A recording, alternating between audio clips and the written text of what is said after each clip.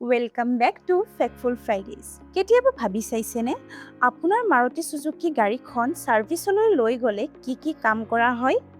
আহক আজি আমি চাওঁ ছাৰ্ভিচ চেণ্টাৰৰ ভিতৰত কি হয় আৰু কেনেকৈ আমি আপোনাৰ গাড়ীখনক সৰ্বোত্তম অৱস্থাত ৰাখোঁ। সকলো কাম আৰম্ভ হয় ইঞ্জিন চেকৰ পৰা। আমাৰ দক্ষ টেকনিচিয়ানসকলে ইঞ্জিন অইল, ফিল্টাৰ আৰু কুলেণ্ট ভালদৰে পৰীক্ষা কৰে যাতে ইঞ্জিন মসৃণভাৱে চলে আৰু আগতে সম্ভাৱ্য সমস্যাবোৰ ধৰা পৰে। আপোনাৰ সুৰক্ষা আমাৰ প্ৰথম অগ্ৰাধিকাৰ। সেইবাবে আমি ব্ৰেক পেড, ব্ৰেক ডিস্ক আৰু ব্ৰেক ফ্লুইড ভালদৰে পৰীক্ষা কৰোঁ যাতে প্ৰয়োজনৰ সময়ত আপোনাৰ গাড়ী সঠিকভাৱে ৰৈ যায়। কাৰণ ৰাস্তাত আপোনাৰ সুৰক্ষাতকৈ ডাঙৰ একোৱেই নহয়। আৰামদায়ক আৰু মসৃণ ড্ৰাইভিং এক্সপিৰিয়েঞ্চৰ বাবে হুইল এলাইনমেণ্ট আৰু হুইল বেলেন্সিঙো কৰা হয়।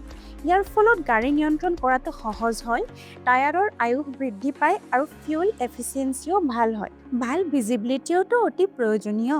সেইবাবে হেডলাইট, টেইল লাইট, ইণ্ডিকেটৰ আদি সকলো লাইট ভালদৰে পৰীক্ষা কৰা হয় যাতে আপুনি স্পষ্টকৈ দেখা পায় আৰু আনেও আপোনাক সহজে দেখা পায়। ছাৰ্ভিচ শেষ হোৱাৰ পিছত আপোনাৰ গাড়ীখন ভালদৰে ধুই আৰু ভিতৰখনো পৰিষ্কাৰ কৰা হয়।